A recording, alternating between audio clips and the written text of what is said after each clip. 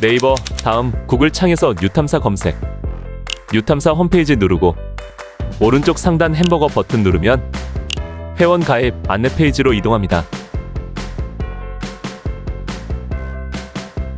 유튜브 앱 실행하고 뉴탐사 검색하고 뉴탐사 클릭하고 상단에 뉴탐사 회원가입 링크 클릭하면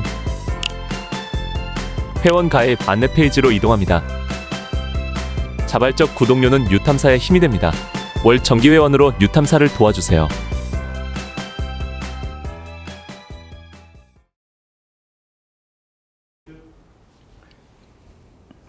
네, 안녕하십니까. 다시 지난주에 이어서 다시 이제 강의를 하도록 하겠습니다. 앞으로는 제가 이제 이 강의를 쭉 이제 시리즈를 쭉 지속하다 보니까 너무너무 오래 시간이 걸릴 것 같아요. 몇 년이 걸릴 것 같아서 앞으로는 가능한 한 일주일에 2번씩 올리는 걸로 지금 생각하고 있습니다. 그래서 화요일에 이 실방을 진행하지만 조금 길게 계속 진행을 하고 가능하면 적절하게 반으로 나눠서 반은 이제 화요일에 올리고 나머지 반은 목요일에 올리는, 너무 이제 하나로 올리면 너무 길어서 보시기가 힘들다는 그런 의견이 굉장히 많아서 그래서 좀 반으로 나눠서 두 번으로 올릴까 생각을 합니다. 그래서 일단은 하여튼 실방은 계속 한 번에 진행하려고 생각합니다. 그래서 오늘 조금 길어질지 모르겠습니다. 아마 올릴 때는 반으로 나눠서 올리지 않을까 그렇게 생각합니다. 자, 지난 시간에 지금 저희가 이제 제가 이제 강의하고 있는 큰 내용은 이 환경과 개발입니다. 이제 지난번에 환경과 이제 기후 문제를 주로 얘기를 했고, 특히 요새 아마 폭염과 폭우가 뭐 왔다 갔다 하면서 전국적으로 상당히 우려도 많이 하실 거라 생각을 합니다. 그래도 관련된 문제가 이제 개발의 문제인데, 그 문제를 이제 앞으로 당분간 좀 다루겠습니다만, 그거에 앞서서 생명이라는 게 과연 무엇인가를 우리가 좀 이해해야 환경과 개발의 문제가 왜 중요한가 하는 것을 좀 생각하실 수가 있어서 먼저 생명이란 무엇인가를 좀 지난 시간부터 말씀을 좀 드렸습니다. 그래서 오늘은 지난번에 마저 마치지 못한 생명이라는 게 과연 무엇인가를 오늘 마치려고 생각을 합니다. 지난 시간에 이 생명의 정의를 좀 말씀을 이제 생각을 하고서 여기에 대해서 이제 슈레딩어라고 하는 에르빈 슈레딩어라는 사람이 뛰어난 유명한 물리학자죠. 양자역학을 이제 만든 사람인데 이 사람이 생명이란 무엇인가 하는 저서를 썼었는데 그 책의 제목과 달리 아무리 책을 읽어도 답이 없다는 것을 말씀을 드렸습니다. 그거는 지난 시간에 말씀드렸습니다만 무슨 뜻이냐면 이 사람이 물리학자니까 물리학의 언어를 써서 생명이라는 걸 정의한다는 것은 불가능하다는 걸 사실 보여준다고 할 수 있겠습니다. 이거를 뭐 지난 시간에 말씀드렸습니다만, 그러니까 지나가겠습니다만 전문 용어로는 multiply realize라는 표현을 씁니다. 그러니까 우리말로 번역이 없는데 굳이 뭐 그냥 글자 그대로 해석한다고 하면 여러 가지로 현실화된다, 뭐 여러 가지로 실현된다, 뭐 이런 뜻이 되겠죠. 그러니까 다시 말씀드리면 지난 시간에 말씀드렸습니다만 예를 들어서 간단하게 우리가 생명이란 뭐 이러이러한 거다라고 이러이러하다는 것을 우리가 물리학의 용어로 써서 설명할 방법이 없다는 그런 뜻입니다. 근데 이게 굉장히 이상하게 들을지 모르지만 지난 시간에 말씀드렸듯이 예를 들어서 접시를 정의해봐라. 사실 접시를 정의하는 게 정말 어렵습니다. 물리학의 용어를 써갖고 접시 정의한다는 게 뭐 사실 뭐 거의 불가능하다고 생각이 됩니다. 물리학의 언어로 써서 정의한다는 게. 그러니까 우리가 실용적인 의미로 정의할 수는 있겠지만 뭐 그런 마찬가지 뜻이죠. 그러니까 우리가 이게 뭔가를 이렇게 정의한다는 거가 사실 그렇게 간단하지 않다는 거, 때로는 정의한다는 것 자체가 사실상 뭐 불가능하다, 어떻게 생각하면 의미가 없다, 정의하는 것 자체가 뭐 그렇게 생각할 수도 사실 있겠습니다. 그런 거에 대해서는 우리가 서구 사상의 기본적인 깔려있는 생각하고 동아시아의 사상하고 상당히 차이가 있기 때문에 뒤에 가서 제가 이제 인문학 얘기를 좀 자세히 할 때 그때 다시 좀 말씀을 드리겠습니다. 그래서 그때 이제 제가 사실 이제 그러고 나서 볼스만의 얘기를 잠깐 말씀을 드렸었는데 이 슈레딩어의 책에서 생명이란 무엇인가에 대한 답은 없지만 아마도 생명의 가장 핵심적인 개념은 정보다. 그런 뉘앙스를 결국은 슈레딩어가 답을 한 셈인데 그런 생각은 슈레딩어가 처음으로 한 건 아니고 그보다 한참 앞서서 루트피 볼츠만이라고 하는 또 가장 아주 뛰어난 역사적으로 가장 뛰어난 물리학자 중에 한 사람이었던 볼츠만이 그런 말을 이미 했습니다. 볼츠만의 저서에서 이미 생명에서 가장 중요한 거는 물질도 아니고 에너지도 아니고 엔트로피다. 근데 엔트로피라는 거는 사실은 바꿔 말하면 정보라는 뜻입니다. 엔트로피와 정보라는 거는 같은 건 아니지만 동전의 앞뒷면이라고 생각하시면 좋겠습니다. 그러니까 어떠한 양을 생각할 때 우리가 이쪽으로 보면 엔트로피라고 말할 수 있는 거고 이쪽 면에서 보면 똑같은 거지만 정보로 갈 수가 있는 거죠. 그래서 볼츠만은 그 당시에는 정보란 말을 쓰지 않을 때이기 때문에 엔트로피를 말을 했지만 현대 21세기 용어로 우리가 바꿔서 해석하면 정보라는 표현을 쓰는 게 더 적절하다고 생각이 됩니다. 그래서 생명의 핵심은 물질도 아니고 에너지도 아니고 바로 정보다라고 하는 것은 볼츠만이 처음으로 얘기했다고 할 수가 있겠습니다. 그래서 여기까지가 지난 시간에 말씀드린 거죠. 그래서 오늘은 거기에 이어서 우리가 이걸 보시면은 여기가 이제 보시면은 이게 배경에는 별들이 보이지 않습니까? 이 하늘을 본 건데 사실 별이라는 것이 아니라 엄밀히 말하면 은하들이 많습니다. 별도 있지만 거기에 이제 사람을 약간 이제 오버랩 시켰는데 이것이 무슨 뜻이냐면 살아있는 생명을 기술로 하는 거나 아니면 저런 별들을 기술로 하는 거나 본질적으로 차이는 없다고 생각하는 거죠. 물리학의 관점에서 봤었을 때. 그러나 중요한 거는 생명체, 생명현상을 보여주는 생명체라고 하는 거는 아주 복잡한 그런 개다. 이른바 복잡계, 컴플렉스 시스템, 복잡계다 하는 걸 지금 강조한다고 할 수가 있겠습니다. 그걸 좀 지적하는 거고. 그래서 물리학의 관점에서, 물리학자의 관점에서 생명을 어떻게 볼 것이냐 하는 거는 우리가 정리하면은 이렇게 요약을 하겠습니다. 생물계 혹은 다시 말하면 생명체라고 하는 것은 복잡계다. 복잡계라고 하는 건 이제 저희가 여러 시간 전에 복잡성과 복잡계에 대해서 제가 강의한 적이 있으니까 혹시 좀 익숙하지 않으신 분들은 전에 강의를 좀 찾아보시면 좋겠습니다. 복잡계라고 하는 것은 많은 구성원으로 이루어져 있는 그러한 대상을 말하는데 그 구성원들이 굉장히 많다는 의미에서 우리가 그걸 보통 무달갱이계라고 부르겠습니다. 그러니까 구성원 하나하나를 그냥 편의상 알갱이라고 부르고 무시란 말은 많다는 뜻이죠, 우리말에. 그래서 무달갱이계라는 거는 구성원이 많다, 이제 그런 뜻입니다.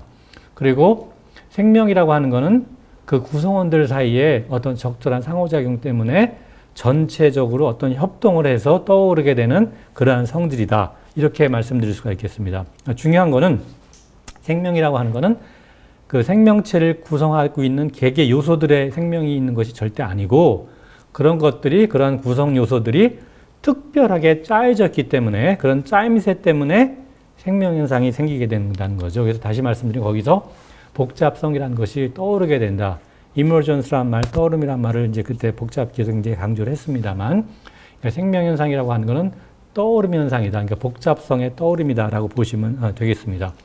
그래서 이것이 물리학자의 관점에서 생명현상, 생명체를 보는 그런 관점이라고 할 수 있겠습니다. 그래서 이런 경우에 그러니까 결국은 이제 생명체라고 하는 건 복잡계고 생명현상은 아주 특별한 복잡성의 복잡한 현상이다라고 말할 수가 있는 거죠. 그런데 이 경우에는 제가 이제 복잡계를 강의할 때 뭐 좀 말씀을 드렸습니다만 많이 잊어버리실 것 같은데 복잡계 여러 가지 이제 어떤 특별한 성질들이 있는데 그 중에 하나는 복잡계가 이런 복잡성을 보이면서 복잡계로 기능을 하려고 하면은 중요한 성질 중에 하나가 환경하고 이렇게 환경에 대해서 열려 있어야 합니다. 그러니까 환경과 완전히 고립돼서 닫혀 있으면 안 되고 환경에 열려 있어서 환경과 서로 이렇게 서로 상호작용을 해야 되는 거죠. 그 상호작용이라는 것이 가장 결국 중요한 건 뭐냐면 정보를 교류하는 겁니다. 정보를 교류하는 거라서 그래서 이걸 통해서 자신의 정보량을 늘리는 겁니다. 이 생명체라는 거는 이거를 이제 아까 말씀드렸듯이 엔트로피로 말을 한다고 하면 자신의 엔트로피를 줄인다고 할 수가 있겠습니다. 자신의 엔트로피가 너무 늘어나면 생명현상이 존재할 수 없는 거죠. 다시 말씀드리면 그거는 죽은 상태가 되는 겁니다. 엔트로피가 너무 늘어나면. 그러니까 엔트로피를 늘어나지 않도록 유지를 해야 되는 거고 생명을 유지하려면 그건 정보의 관점에서 보면 정보량을 계속 늘려야 한다는 뜻입니다. 정보량이 줄어들면 이제 죽음이 되는 거죠. 다시 말씀드려서. 그래서 여기에 이제 조금 어려운 얘기를 잠깐 말씀을 드리면 이거는 이제 뭐 여기 여기 핵심적인 건 아니니까 좀 이해가 안 가시면 지나가도 괜찮습니다. 혹시 근데 관심이 있으신 분이 계실 것 같아서 그래서 말씀을 잠깐 드리는데 여기에 이제 이게 상호작용이라고 하는 것이 어떠한 하나의 대상과 또 다른 대상이 서로 어떤 작용을 하는데 상호작용이라는 게 되게 이제 물리학에서 되게 익숙한 상호작용은 에너지에 기반을 둔 상호작용입니다. 에너지의 기반을. 혹시 제가 이 강의를 처음 시작할 때 그때 이제 물질에 대해서 강의를 했는데 그때 물질이라고 하는 것이 우리가 뭐 세분해가면 결국 이제 원자들이고 원자들은 원자 핵이 있고 주위에 전자가 있고 원자 핵 안에는 우리가 기본 입자라 부르는 흔히 이제 양성자, 중성자들이 있고 그다음에 양성자, 중성자들은 또 더 기본적인 걸로 아마도 우리가 쿼크라고 부르는 걸로 이루어져 있다라는 말씀을 드렸고 그들 사이의 상호작용이 우리가 보통 기본 상호작용이라 부르는 건데 우리가 가장 생각하는 기본적인 상호작용은 4가지가 있다고 이렇게 말씀을 드렸는데 혹시 기억하시기 어렵겠죠? 기억하세요? 놀라우시네요. 아주 우수한 학생이시네요. 그래서 4가지 상호작용이 뭐 그냥 말로만 말씀드리면 중력 상호작용, 그 다음에 전자기 상호작용, 그 다음에 약 상호작용, 강 상호작용 이렇게 4가지라고 말씀드렸는데 그래서 우리가 보통 생각하는 모든 상호작용은 우리가 일상에서는 힘이라고 되게 부릅니다. 힘. 모든 힘이라고 하는 거는 따지고 보면 그 4가지 중에 하나입니다. 사실은 결국에 따라서 우리가 익숙한 대부분 상호작용은 알고 보면 사실은 궁극적으로는 전자기 상호작용이거든요. 우리가 이렇게 누르면 이게 움직이는 이런 건 대부분 다 전자기 상호작용입니다. 중력 상호작용이라는 건 뭔지 다 아시죠? 우리가 몸무게를 가지게 돼서 이렇게 땅에 이렇게 뭐 떨어지고 이렇게 되는 거 다 중력 상호작용이죠. 그래서 우리가 일상에서 익숙하게 경험하는 상호작용은 대개 2가지입니다. 중력 상호작용하고 전자기 상호작용. 그런데 이제 그러니까 강상호작용과 약상호작용은 우리가 일상에서 경험을 잘 못할 것 같지만 사실은 강상호작용은 우리 일상에서 우리가 알게 모르게 경험을 하는 겁니다. 왜 그러냐면 원자가 존재할 수 있는 이유가 사실 강상호작용 때 존재하는 거거든요. 물론 이제 전자기 상호작용도 필요하지만 원자 핵이 중성자하고 양성자가 이렇게 묶여 있는 건데 혹은 다시 말씀드리면 쿼크들이 이렇게 묶여 있는 건데 어떻게 걔네들이 묶일 수 있느냐? 강상호작용 때 묶일 수 있는 거고 그걸 우리가 풀어내면은 강상호작용은 말 그대로 굉장히 강하기 때문에 아주 강하게 묶여 있어서 우리가 그걸 끊기가 아주 힘듭니다. 아주 힘든데 그러니까 거기에 굉장히 많은 우리가 끊거나 뭐 그러려고 하면 엄청난 에너지가 거기 왔다 갔다 해야 되겠죠. 아마도. 그것을 이용하는 게 뭐냐? 그게 바로 핵 에너지입니다. 사실은.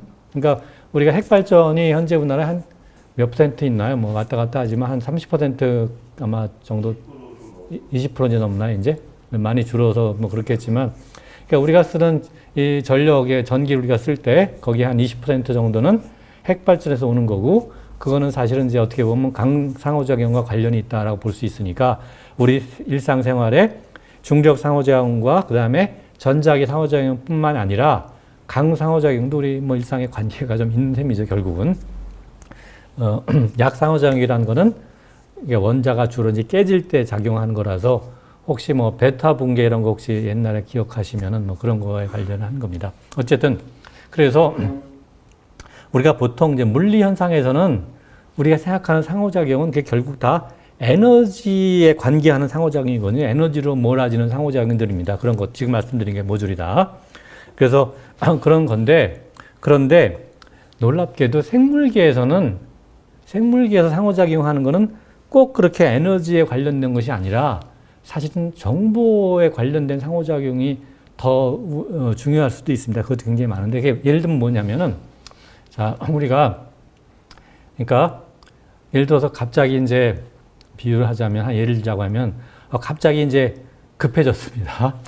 갑자기 이제 뭐 이렇게 소변이 급해졌는데 화장실을 빨리 찾아야 되겠는데 화장실 어디 있는지 막 이제 한번 헤매고 보다가 저기 보니까 화장실 표시가 있는데 그 화장실 표시를 보고 이제 거기 딱 가겠죠. 그러니까 상호작용을 해서 그걸로 가는 건데 그때 상호작용은 에너지하고는 관계가 없거든요. 직접적으로. 왜냐하면 다시 말씀드리면 화장실 표시가 에너지에 관련된 건 그것이 예를 들어서 이제 뭐 이렇게 빛을 비춰갖고 하면 얼마나 화장실 표시가 아주 강하게 되냐, 우리가 강하게 보이느냐, 뭐 좀 약하게 보이냐, 이 차이는 되지만 그러나 강하게 보이든 좀 약하게 보이든 우리가 구분할 수만 있으면 그냥 상관이 없지 않습니까? 똑같이 그냥 하니까. 그러니까 그거는 에너지하고 직접적 관련이 없는 거거든요. 그거는 정보. 그러니까 말하자면 그런 것들이 어떻게 그러니까 이렇게 그 신호가 어떻게 짜여져 있느냐. 그러니까 대상이 그 화장실이라는 표시가 어떻게 말하자면 정보를 우리한테 주는 건데 우리가 그 정보를 받아서 우리가 인식을 해서 거기 맞춰서 가는 건데 그거는 에너지 물론 이제 사실 제가 이제 정보에 대한 강의를 원래 했어야 되는데 그 물리를 다 빼고 일로 넘어오는 바람에 못해서 좀 죄송하긴 합니다만 정보라고 하는 거는 사실은 이제 우리가 어떤 에너지에 좀 담겨 있어야 되기는 합니다. 그러니까 뭐 담겨 있어서 정보라는 건 에너지랑 완전히 떼어서 뛸 수는 없는 거긴 하지만 그러나 본원적으로 정보 자체라고 하는 건 에너지와 직접 관련은 없기 때문에 다시 말해서 에너지가 얼마나 세게 해서 정보가 오느냐 아니면 좀 약하게 오느냐 이 차이는 있겠지만 우리가 정보를 받아들이는 정보에서는 차이가 없습니다. 그러니까 불빛이 아주 강하게 화장실 신호가 오느냐 아니면 좀 약하게 화장실 신호가 오느냐는 우리가 화장실을 인식하는 그 정보를 받는 건 관계가 없는 거죠. 그런 데서는. 하여튼 뭐 그런 좀 차이가 있어서 그래서 자연에서는 생물계만이 그렇게 정보로서의 상호작용하는 걸 이용을 합니다. 일반적인 물질들은 정보를 우리가 처리하는 것이 아니기 때문에 항상 에너지의 상호작용을 하는 건데 생물계만이, 생명현상만이 정보를 갖고 상호작용할 수가 있는 거죠. 그래서 굉장히 그것이 중요하다고 할 수 있겠습니다. 생명현상을 우리가 정의할 때 정보의 상호작용을 할 수 있다는 것이 생명현상의 아주 핵심이라고 굉장히 중요한 요소라고 할 수가 있는 거죠. 이건 굉장히 정말 아주 어려운 내용이기 때문에 혹시 이해가 잘 안 가시면 뭐 그냥 크게 신경 안 쓰셔도 괜찮겠습니다. 이 말은. 자, 아니, 그래서 근데 교수님, 예. 그 아까 생명체에서 예. 엔트로피가 높아지면 그게 죽는 거라고 그랬잖아요. 예. 예. 그게 저는 그런 말을 난생 처음 들어봤는데 예. 예. 그게 물리학에서 물리학자는 그렇게 생각합니다. 그렇게 그리고 물론 당연히 근거가 있는 거고. 그러니까 우리가 어느 정도 내 정보를 가지고 있을 정도의 엔트로피 상태에서는 살아있는 생명체인데 예. 이게 너무 이제 복잡성이 높아지면 이게 그때는 이미 흙으로 돌아가는 거라고 그런 식으로 이해하는 거라고. 아니요. 거기 복잡성은 엔트로피하고 다른 문제입니다. 네. 복잡성이 높아야 되는 거고 네, 네. 복잡성이 높아야 되는 거하고 엔트로피는 높은 거는 완전히 다른 얘기거든요. 그러니까 복잡성은 높아야 되고 엔트로피는 낮아야 되는 거죠, 사실은. 내 에너지가 너무 높아지면은 자연하고 하나가 되는 거예요? 아니, 그걸 엔트로피가 죽으면- 아주 높아지면 자연과 하나가 되는 겁니다. 네. 엔트로피가 높아지면. 네. 그러면 제가 자연으로 돌아가기 때문에 그게 죽는 거다. 뭐, 그렇죠. 그거는 이제, 그건 조금 이따가 다시 설명을 드리겠습니다. 그건 곧바로. 거기에 대해서. 알겠습니다. 네. 아주 중요한 질문 하셨는데, 그러니까. 그래서 일단 요거를 좀 마치면은, 여기 썼습니다만, 우리가 결국 이걸 이제 정리하면 무슨 얘기냐면, 그러니까 이런 얘기입니다. 이 정보를 그러니까 생명의 가장 핵심은 결국은 뭐냐? 볼스만도 이미 지적했었듯이 아주 100년 이상, 100여 년 전에. 그러니까 생명의 핵심은 물질이 아니고 에너지도 아니고 정보라는 거거든요, 정보. 무슨 얘기냐? 생명체만이 유일하게 정보를 이용한 상호작용할 수 있다는 겁니다. 정보를 갖고 상호작용을 에너지만 갖고 하는 게 아니라. 그래서 이거를 왜 하느냐? 그럼 정보의 상호작용을 왜 하느냐 하면 정보에 입각한 정보몰이 상호작용. 영어로는 information driven interaction이니까 그대로 번역하면 정보로 몰아가는, 드라이브하는 정보몰이 상호작용이라고 제가 번역을 했는데 이거의 목적이 뭐냐? 여기 썼습니다만 바로 복잡성을 계속 유지하고 낮아지지 않게. 복잡이 낮아지면 다시 말씀드려 죽는 거죠. 그러니까 복잡성을 계속 유지하고 이거를 재생하는 필요할 때 그걸 위해서 정보몰이 상호작용을 한다고 할 수가 있겠습니다. 이것이 핵심이고 그런 복잡성을 유지하고 재생한다는 게 무슨 말이냐 하는 거는 이게 바로 생명에서 항상성이라는 거거든요. 지난 시간에 말씀드렸습니다만 우리가 살아있으려고 하면 그러니까 그때 우리가 이제 어떤 외부의 자극에 대해서 우리가 반응을 해야 되는 이유가 외부 자극을 그냥 받아들이고 반응을 아무것도 못하면 당연히 우리 몸의 상태가 점점 외부의 자극에 맞춰져서 달라지게 될 텐데 그러면 우리 몸의 상태가 바뀌게 되면 더 이상 살 수 없는 거거든요. 그러니까 우리 몸이 살아있으려고 하면 살아있다고 하는 어떤 적절한 상태를 계속 유지해야 되는데 그 유지하는 걸 우리가 뭐라 하냐면 항상성이라고 합니다. 그러니까 영어로는 호메오스테시스라고 하는데 그걸 유지하지 않으면 살아있지 못한 거죠. 그래서 항상성을 유지하려고 하면 항상 유지한다는 건 우리가 살아있기 위한 어떤 조건, 그러니까 복잡성을 봤었을 때 이 복잡성을 유지한다는 얘기죠. 그 복잡성이 너무 낮아지면 안 되는 거죠, 사실은. 그거를 유지하고 재생하는 게 바로 항상성이고, 이거를 하는 방법이 여기 이제 썼습니다만 우리가 이게 흔히 뭐 자가 총면이 그 다음에 이제 이걸 통해서 자가 생성을 한다는 건데, 이 자가 생성이라는 것이 사실은 이제 비교적 최근에 와서 20세기 말에 와서 이제 생명을 우리가 바라보는 새로운 어떤 시각으로 제안한 얘기인데, 이 자가 생성이라는 건 스스로 만들어낸다는 얘기입니다. 그러니까 생명체를 만들어내는데, 이 만들어낸다는 게 뭘 만들어내냐 하면은 여기서 중요한 거는 구성 요소를 만들어낸 것이 아니라 복잡성을 만들어낸다는 뜻입니다. 복잡성을 같이 생성해낸다는 얘기죠. 다시 말하면 구성 요소들의 어떤 짜임새를 만들어낸다는 얘기고, 그건 다시 말하면 구성 요소의 짜임새라고 하는 게 바로 복잡성을 의미하는 거라서 복잡성을 생성해낸다는 얘기고, 그래서 복잡성을 늘린다는 얘기죠. 복잡성을 가장 크게 만든다는 얘기인데, 사실은 이제 뒤에 가서 제가 말씀드리려고 합니다만, 이거가 혹시 이제 철학에서 조금 이제 아마 고등학교 때 배우셨을 테니까, 아마 고트프리드 라이프니츠라고 하는 사람 많이 기억하실 것 같은데, 라이프니츠 하면은 아마 흔히 말하는 게 이제 예정조화설, 뭐 이래서 모나드, 단자라고 해서, 그리고 이제 예정조화설 뭐 이런 표현을 하는데, 라이프니츠가 사실 이렇게 주장했던, 꿈꿨던 그러한 굉장히 최적인 어떤 예정조화라는 게 뭐냐, 바로 복잡성이 최대가 된 그런 걸로 해석을 하면 딱 맞습니다. 현대 물리학의 관점에서 라이프니츠를 다시 한번 고찰해 보면, 이거 이제 시간이 이제 뒤에 가서 인문학을 우리가 공부할 때 다시 그때 좀 말씀을 드리겠습니다. 자, 그래서 이걸 다시 한번 이제 요약을 하면 이렇게 요약했다. 자, 정보 교류라고 하는 것이 뭐냐?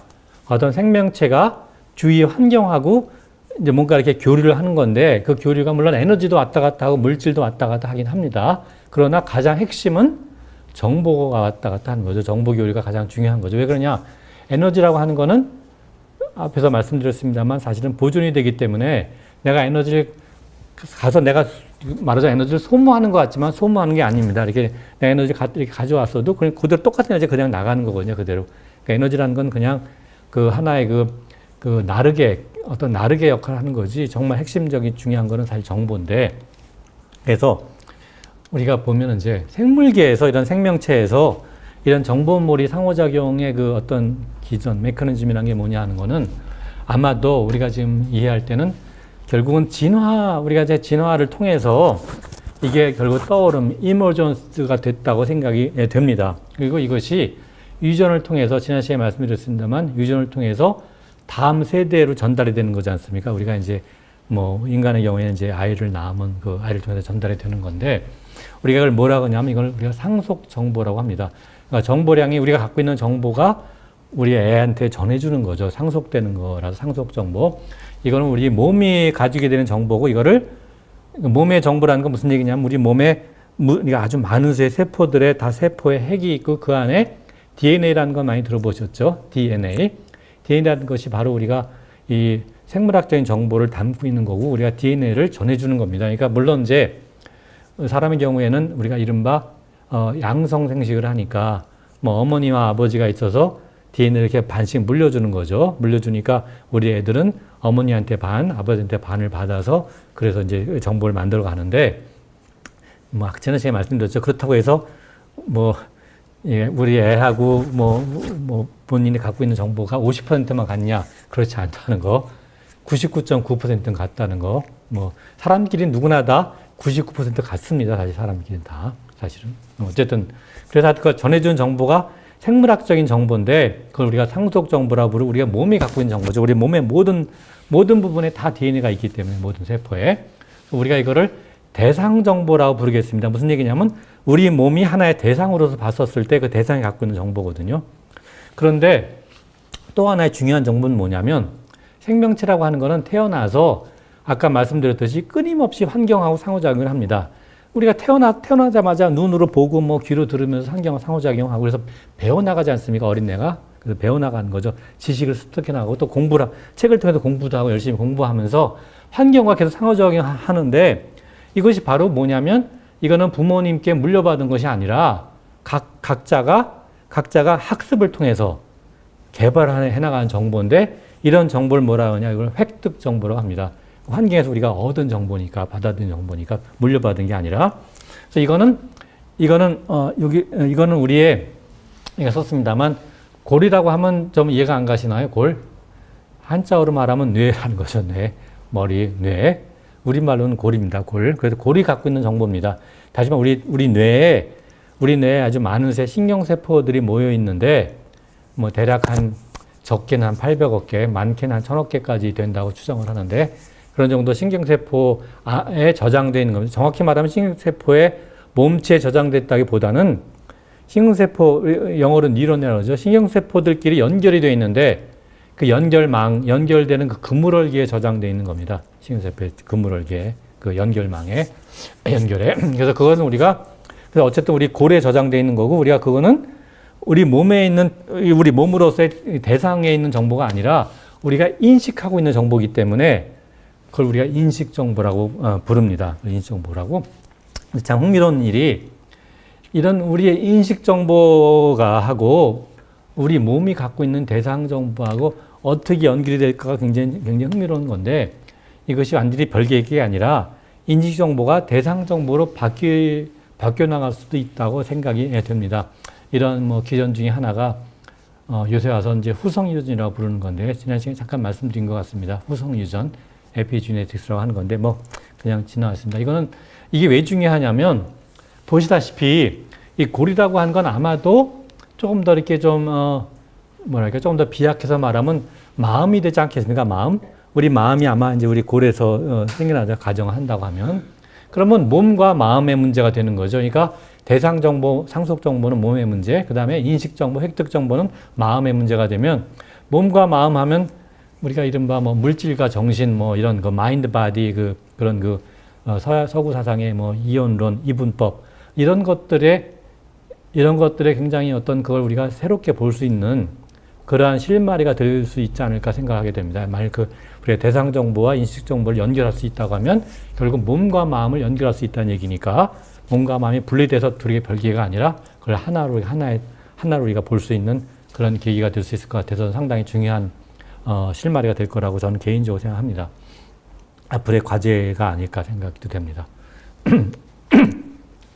자, 그 다음에 그래서 그러면 뭐 한 가지 조금 더 전문적인 얘기를 잠깐 비추면은 우리가 이제 물리학에서는 측정이라는 게 굉장히 중요합니다. 뭔가 이렇게 어떤 양을 재는 거죠. 뭐 길이를 재는다든가 무슨 뭐 무게를 잰다든가 뭐 그런 게 다 측정이거든요. 뭐 이렇게 바라본다는 것도 사실 측정인 거죠. 사실 이렇게 비추는 거 보니까 하여튼. 근데 이런 거는 이 측정이라는 게 뭐냐면 결국은 이 관측자가 측정하는 사람이 환경과 상호작용을 하는 건데 그 상호작용이 바로 정보에 의한 상호작용이 오냐 바로 이게 바로 측정이라는 게 바로 그래서 이게 말하자면 눈금을 읽는 거죠. 예를 들어서 이게 뭐 2kg이다. 그럼 눈금을 읽는 게 1kg면 눈금이라는 것만 보면 되지 그것이 얼마나 에너지로 강하냐는 건 상관이 없지 않습니까? 아까 말했듯이 우리가 계기판을 읽는다는 건 그냥 계기판이 좀 에너지가 뭐 예를 들어서 눈금이 좀 약할 수도 있고 강할 수도 있겠지만 그건 중요하지 않죠. 하여튼 우리가 구분할 수 있으면 되니까. 하여튼 그러니까 이거는 에너지가 중요한 게 아니라 정보를 통해서 우리가 상호작용하는 거죠. 측정이라는 건 일반적으로. 그래서 보시면 이것이 그래서 여기서부터 결국은 이제 어떤 대상이 갖고 있는 정보, 예를 들면 이게 길이가 얼마다, 뭐 이게 뭐 무게가 얼마다 이런 건 다 대상이 갖고 있는 정보인데 그 대상이 갖고 있는 정보를 관측자가 얻어가는 거죠. 정보몰이 상호작용을 통해서 얻어가서 나의 관측자의 인식 정보를 바꾸는 거거든요. 내가 인식을 하니까 얘 길이가 뭐 1m구나. 길이가 무게가 뭐 2.5kg이구나 하는 식으로 나의 인식을 바꿔가는 그런 과정이고 그 저기 보시다시피 대상과 측정장 이게 이제 측정 장치가 있는 거죠. 왜냐하면 뭐 자가 있다든가 뭐 아니면 뭐 저울이 있다든가 하는 거니까 그런 대상과 측정 장치 사이는 일반적으로 에너지가 관계하긴 하지만 중요한 거는 측정 장치와 관측자 사이의 관계는 에너지가 아니라 정보에 의한 관계라고 하는 거를 조금 좀 말씀드리세요. 그러니까 다시 말씀드리면 관측자라고 하는 거는 생명체죠. 생물이거든요. 생명체고 측정 장치는 생명체가 일반적으로 아니니까 그래서 생명체만이 정보에 의한 상호작용할 수 있다는 걸 좀 여기서 다시 한번 강조를 합니다. 자, 그래서 교수님, 네. 아까 획득 정보가 예. 그러니까 그러니까 제가 학습을 한 게 예. 호세로 유전이 될 수도 있다, 정보가 전달될 수도 있다라고 예. 예. 예. 하는 거는 저는 개인적으로 저랑 비슷한 경험을 해본 것 같아서. 예. 예. 근데 이제 지금 저희 시청자 중에 질문을 예, 주신 게 예. 그럼 생명체 중에 골이 없는 경우에. 그래서 저는 그러면 우리 인간처럼 뇌가 없다고 하더라도 저 정보를 전달할 수 있는 뭔가가 존재하지 않을까 이런 생각이 들긴 하거든요. 예, 이거는 사실은 이제 좀 제한적이긴 한데, 그러니까 우리가 이제 우리가 학습을 해서 학습량이 별게 아니라 뭐 꼭 책을 읽는다는 게 아니라 하여튼 환경과 이렇게 상호작용해서 어떤 정보를 얻어내서 우리 획득 정보를 얻게 되면은 거기 맞춰서 이제 우리가 적절하게 적응할 수가 있는 거죠, 사실은. 그래서 우리가 훨씬 생존에 유리해지지 않겠습니까? 당연히 그러면 적응하니까. 근데 그것이 나의 1세대로 끝나버리고 다음 세대에 이제 완전히 별개가 되는 것이 아닐 수 있다는 거거든요. 그게 이제 바로 그게 바로 이제 후성 유전이라고 하는 건데, 그 에피지넥스가 후성 유전인데, 후성 유전은 꼭 우리 머리뿐만이 아니라 일단 머리로 오는 건 획득 정보지만 그걸 통해서 우리가 거기에 어떤 적응을 해서 내가 예를 들어서 내가 이제 어떤 이제 그 삶에서 어떤 거동을 좀 바꿔갖고 이렇게 한다고 하면은 그건 꼭 머리하고 직접적으로 관련 있는 게 아니라 머리를 통해서 어떤 머리에 저장된 획득 정보를 이용해서 우리 몸에 그게 바뀌는 거죠. 그것이 저장이 될 수 있다는 거거든요. 뭐 행동 패턴이 바뀐다거나, 그렇죠. 그런 것들이 패턴을 보인다거나. 예, 그러니까 다시 말하면 극단적으로 표현하면 골이 없어도 그건 관계가 없는 거죠. 가능할 수 있는 거죠. 물론 현재로서는 이제 후성 유전이라고 하는 건 물론 좀 상당히 물론 이제 제한적이라서 뭐 모든 게 다 되는 건 아니긴 합니다만 좀 제한적이긴 합니다만 그래서 요새 와서는 굉장히 중요하다고 생각하는 것이 나중에 다시 말씀드릴 건이었는데 이 정보가 전승되는 게 세대를 넘어서 이게 지금 보다시피 지금 말씀드렸던 그 후성 유전이라는 건 굉장히 좀 제한적이지만 우리가 이 말하자면 문자를 발명을 하고 문자가 생겨나니까 문자가 없었을 때는 굉장히 세를 통해서 전달되는 게 쉽지 않았을 텐데 문자가 발명이 되고 그다음에 특히 또 인쇄술 같은 게 나오면서 이 정보의 전승이 훨씬 더 쉬워진 거지 않습니까? 당연히. 근데 정말 흥미로운 게 뭐냐? 20세기 말부터 21세기에는 뭘까요? 그 정보의 전승 중에 정말 흥미로운 것이 바로 인터넷이거든요, 사실은. 이것이 어떻게 갈까? 그러니까 말하자면 내가 남겨놓은 이 영상은 지금 이렇게 저장이 된 거죠. 이거 아마 유튜브로. 그러면 이걸 예를 들어서 뭐 제가 죽어도 제가 이제 뭐 얼마 안 가서 죽겠지만 죽은 다음에도 이게 남아있다고 하면 이런 정보가 전송되는 것이 그 전보다 훨씬 더 아주 이렇게 뭐랄까 아주 이렇게 쉽게 뭐라고 해야 되나 하여튼 그렇게 전송이 되는 게 굉장히 달라질 수가 있어서 이것이 어떤 영향을 줄까 저 상당히 궁금하게 생각합니다. 사실 인류 문명과 특히 이제 생물학적인 과학적인 측면에서도 아주 궁금한 문제인데 어쨌든 뭐 일단 지나가도 되겠죠? 예, 지나가겠습니다 일단. 자, 그래서 이런 떠오름의 기전, 이머전스의 그 미케니즘이란 게 뭐냐? 지금 보시다시피 생명에서 진화, 그리고 적응과 학습, 그리고 인간의 추론 같은 것이 이게 사실 생명의 속성을 준다고 저는 생각을 합니다. 여기서부터. 그래서 이걸 조금 더 세분해서 말씀드리면, 자, 일단 두뇌라고 하는 거, 우리 골이라고 하는 게 굉장히 이제 아까 말씀하셨듯이 뭐 이렇게 어떤 이제 식물에는 물론 이제 두뇌가 없죠. 뇌가 없는데 식물은 뭐 동물들도 뭐 이렇게 비교적 간단한 동물들은 당연히 뇌가 없죠. 신경세포들은 많이 있지만 이게 그러니까 이제 물론 궁극적으로 뭐 단세포 생물 같은 경우에는 물론 당연히 없지만 조금 이제 예를 들어서 무슨 우리가 많이 쓰는 게 이제 그 C. 엘레강스라고 하는 우리말로는 그냥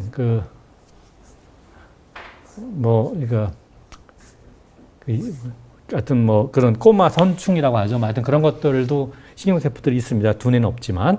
하여튼 그래서 이제 신경세포가 어쨌든 그런 걸 통해서 우리가 이제 그것이 굉장히 많이 이게 커져가고 복잡해져서 많은 수의 신경세포들이 모인 집단이 되는 게 이제 두뇌, 뇌.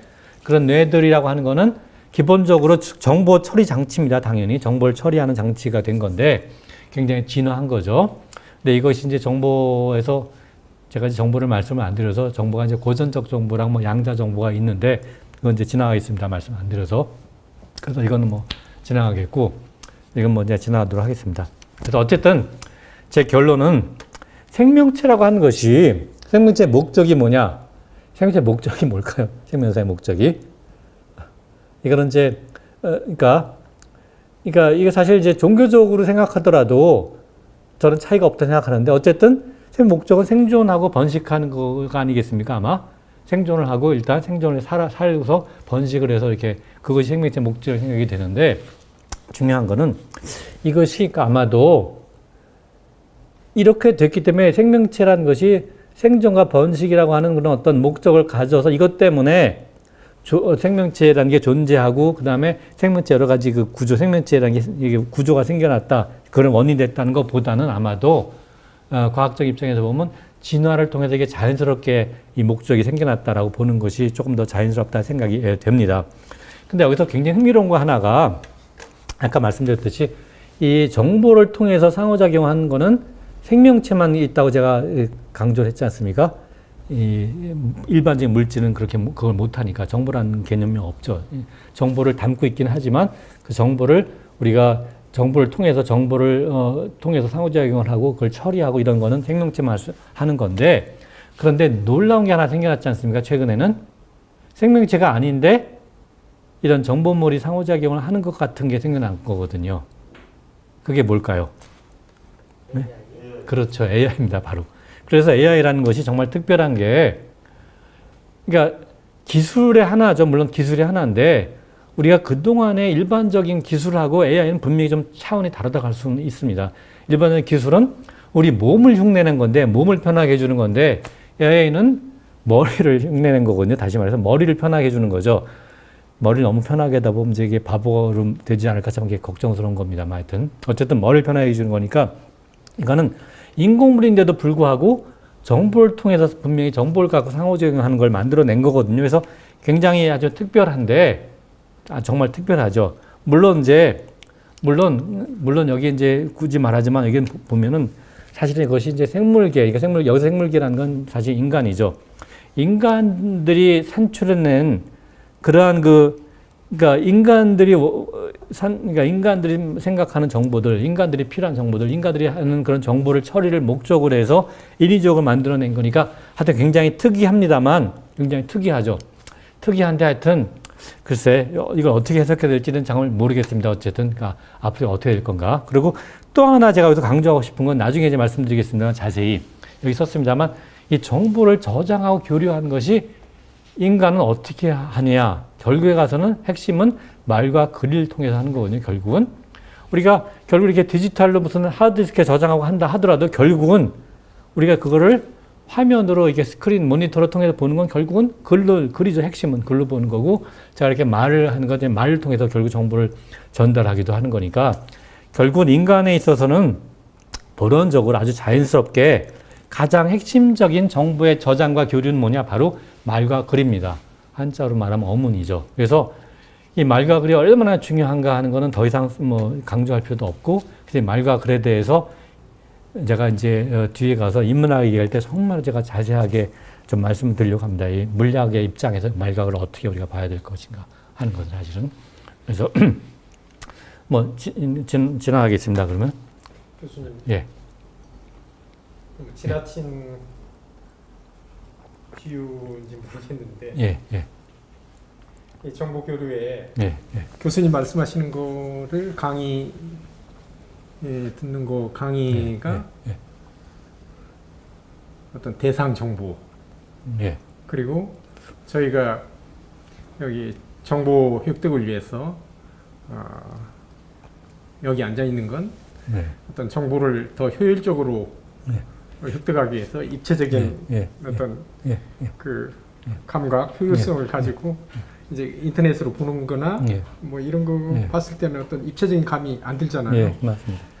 그래서 지나치게 받아들이면 교수님 강의를 대상 정보라고 하고 저희가 얘기하는 건 인식 정보라고 하면 아니 뭐 좀 말이 되는 건가요? 아니 말이 잘 된다고 생각합니다. 정확하게 생각하셨고, 그러니까 그러니까 그렇습니다. 그래서 여기 와서 들으시면은 인터넷을 통해서 들으셔도 물론 되지만 여기서 들으시는 게 더 아마 저 획득 정보를 얻으시는데 분명히 더 편리하실 거라고 생각합니다. 더 잘 될 거라고. 왜냐하면 이제 그러니까 그러니까 이것이 예를 들어서 그러니까 정보 자체로 보면은 차이가 없을 수 있지만 그러나 정보라는 건 항상 이렇게 그 나르게 담겨 있거든요. 그러니까 예를 들어서 우리가 뭐 그러니까 글을 쓴 게 물론 정보지만 이것도 보시면 결국에 물질에 담겨 있는 거거든요. 잘 물질 담겨 있는 거고 예를 들어서 보통 책 같은 거기에 종이하고 그다음에 잉크라는 그런 물질에 담겨 있는 거고 정보가 그다음에 제가 말을 하면은 들으시면 말도 정보가 있는데 이거는 그 말이라 이제 소리에 담겨 있는 건데 소리라고 하는 건 결국 공기 분자들의 진동인데 그러니까 공기 분자들에 담겨 있는 거거든요. 결국 공기 분자 진동이 어떤 물질에 담겨 있는 거고 또 이게 결국 이제 빛으로 가는 건데 빛이라고 하는 거에 담겨 있는 거죠. 결국은 하여튼 우리가 정보라는 건 결국은 에너지가 물질에 담겨 있다는 건 다시 말씀드리면 거기에 에너지랑 관계하는 건데 그것이 굉장히 다양한 그런 매체, 그 나르게를 통해서 정보를 전달할 수가 있는 거죠. 근데 여기 와서 이제 직접 들으시면 훨씬 더 다양한 매체에 의해서 같은 정보가 전달이 되기 때문에 훨씬 더 획득 정보를 얻으시는데, 그러니까 인식 정보력을 바꾸시는데 분명히 더 도움이 될 겁니다. 당연히. 그러니까 그렇게 말씀드릴 수 있겠습니다. 네. 선생님 지금 공부하시니까 네. 막둥이 하나 더 보시면은 똑똑한 막둥이 나올 거예요.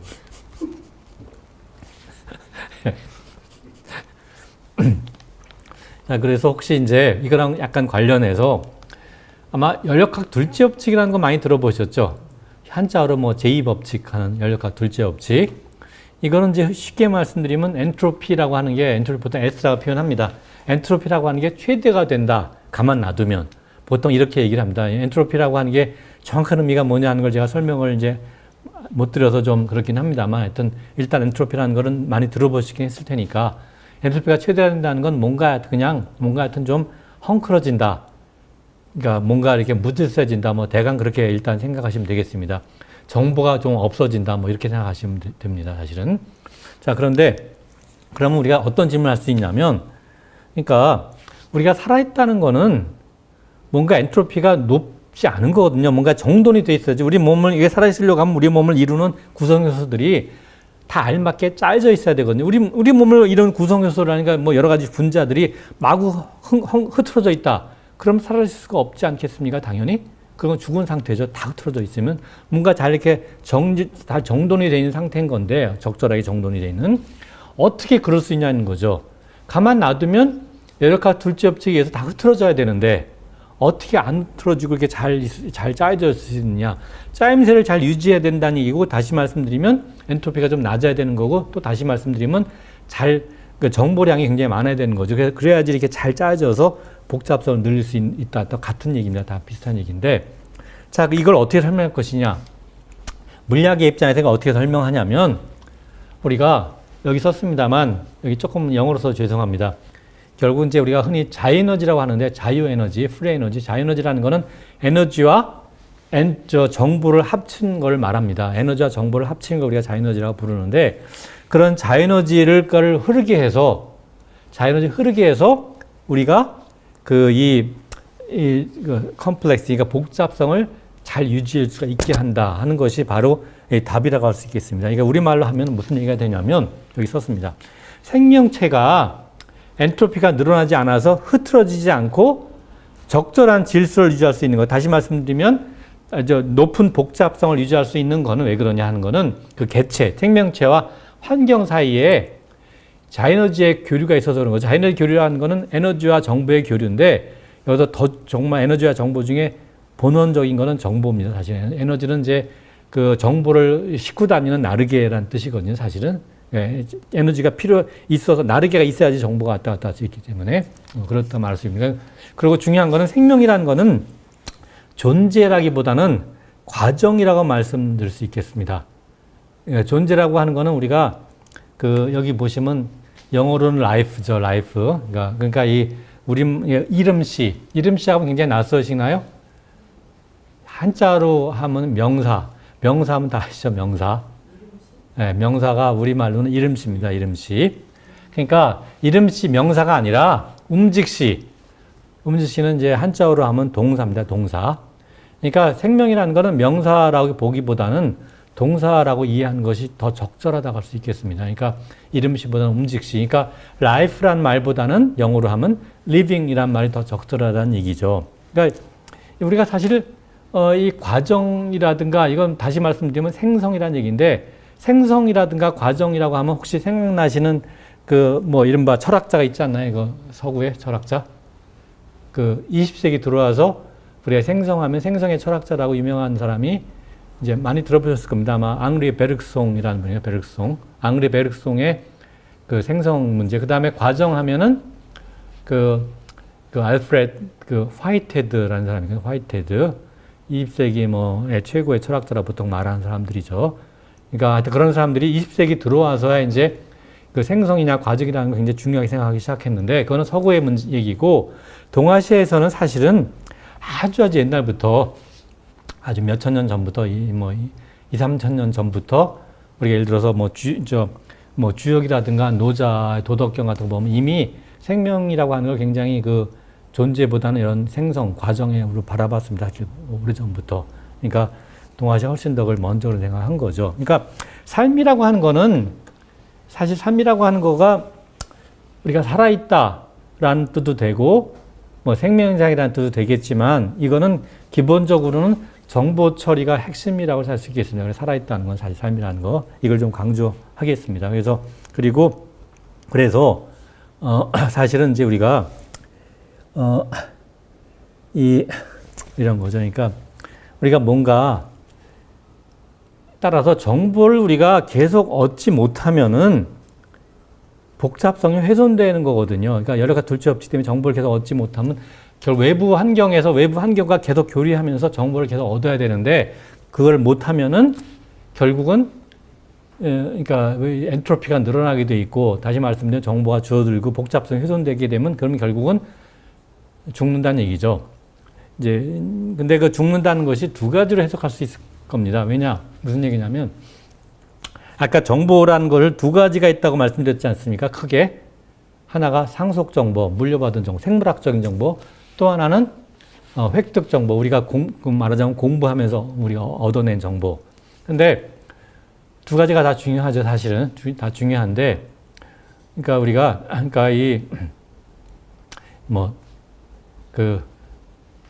생물학적인 정보, 우리가 생물학적인 정보에 해당하는 게 우리가 생명이죠. 그러니까 살아있다는 거. 근데 획득 정보라고 하는 거, 우리가 이 얻어낸 인식 정보라고 하는 거는 뭘 말할까요? 그것이 없어진다는 건 없다고 하면 어떤 게 될까요? 그러니까 우리가 생물학적인 면의 정보가 충분하다고 하면 우리가 생물학적인 삶은 살 수 있다는 얘기가 될 텐데 만일에 인식 정보, 우리가 얻어낸 획득 정보가 별로 없다. 그럼 뭐가 될까요?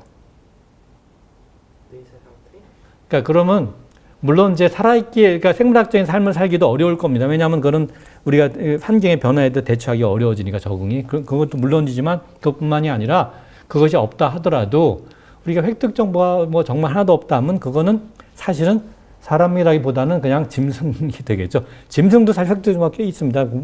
짐승도 뭐 강아지나 무슨 뭐 돼지나 소나 우습게 볼 게 아닌 게 태어나서 살아가면서 계속 정보를 얻어서 간직하고 있으니까 그래서 생존할 수 있는 건데 만약 사람의 획득 정보가 정말 시원찮다고 하면은 그러니까 마음의 정보, 그러니까 두뇌의 정보가 시원찮다고 하면 이거는 그것도 사실 살아있다고 보기 어렵죠, 사실은. 사람으로서 살아있다고 보기 어려운데 그래서 이것도 굉장히 중요한 거고 그 뒤에 가서 그 의미를 말씀드리겠습니다.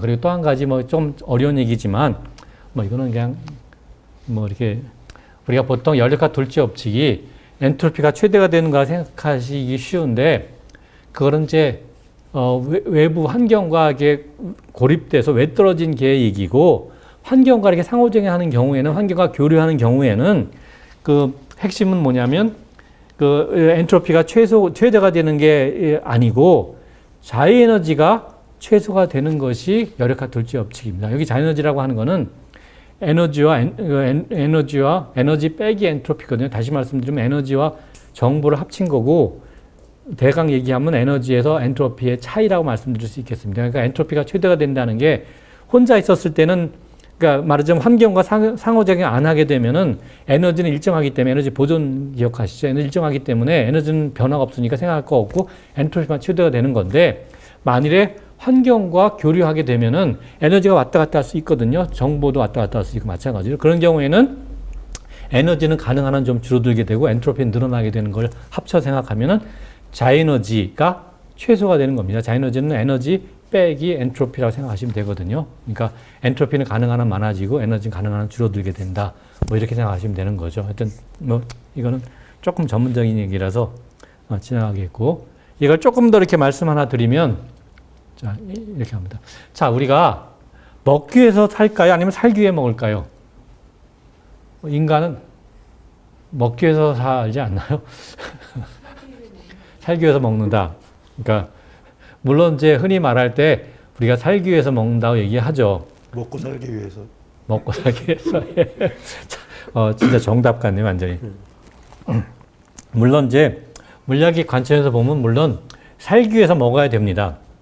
이게 왜 그러냐 하는 거를 잠깐 간단히 설명드리면, 수식을 제가 다 빼고, 이거는 이제 물리학의 좀 약간 좀 어려운 이론을 통해서 보여드릴 수 있는데, 그건 이제 다 빼고 그냥 말로만 설명드리면, 우리가 생명체라고 하는 것이 아까 이제 복잡기라 말씀드렸는데, 이거는 우리가 생명체라고 하는 것이 어떤 상태에 있느냐, 살아있는 상태가 있을 수도 있고 또 죽은 상태가 있을 수도 있는 거죠. 우리 그대로. 그래서 살아있는 상태와 죽어있는 상태, 죽은 상태를 비교해 보면은 살아있는 상태는 굉장히 특별한 상태인 거거든요. 아주 특별한 상태라는 게 무슨 얘기냐? 그 우리를 구성하고 있는 구성 요소들, 구성원들이 아주 특별하게 좀 특별하게 짜여져 있어야지 우리가 살아있는 상태가 되는 거고, 아무 이상 있게 되면 대부분 다 죽은 상태가 되는 겁니다.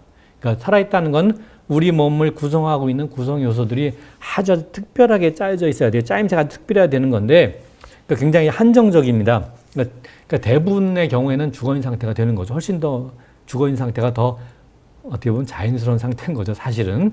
이제 그러기 위해서는, 그래서 그럼 이렇게 특별한 상태에 있으려고 하면은 아까 이 말씀드렸습니다만 엔트로피를 좀 줄여야 되는 거거든요. 다시 말씀드리면 정보를 늘려야 되는 겁니다. 같은 얘기인데 사실은.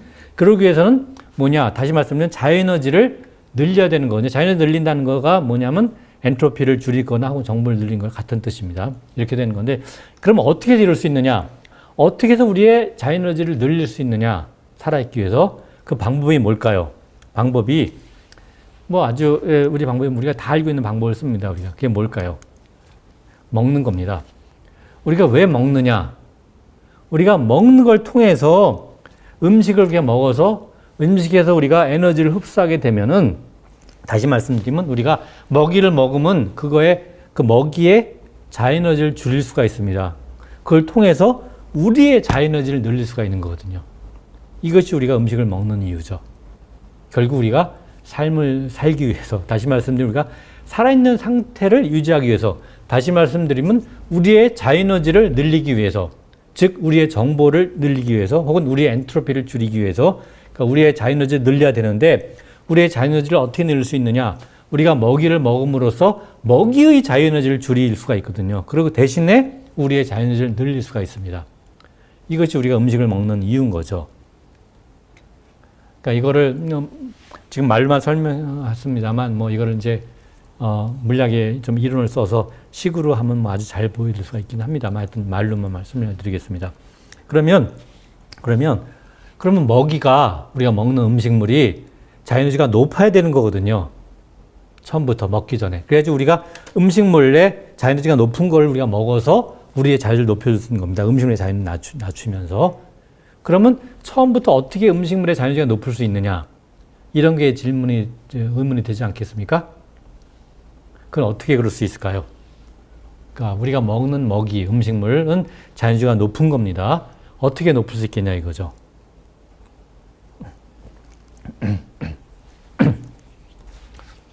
그거는 이제, 그러니까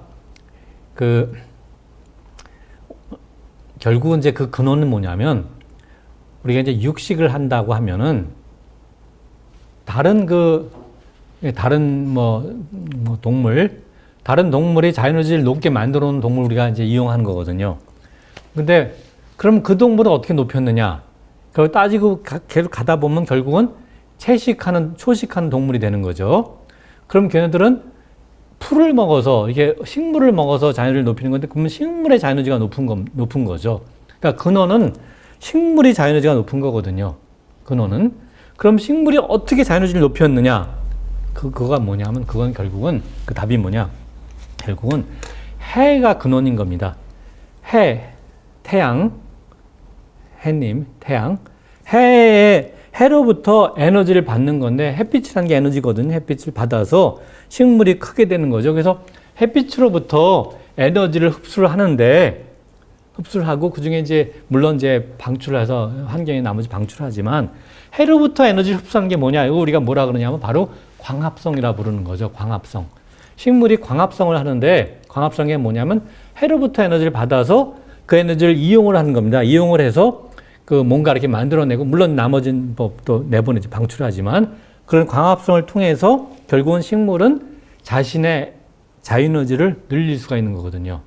잘 늘리는 거고 그럼 이거를 그래서 식물은 이제 광합성을 통해서 자신의 자유에너지를 늘리는 겁니다. 그래서 그러면 우리는 그 식물을 먹어서 자유에너지가 높은 거니까 그걸 먹어서 식물의 그 자유에너지를 먹으면 자유를 낮아지고 대신에 우리의 자유에너지를 높여주는 겁니다. 그걸 통해서 우리가 유지될 수 있는 거죠. 우리 삶이라는 게, 생명이라는 게.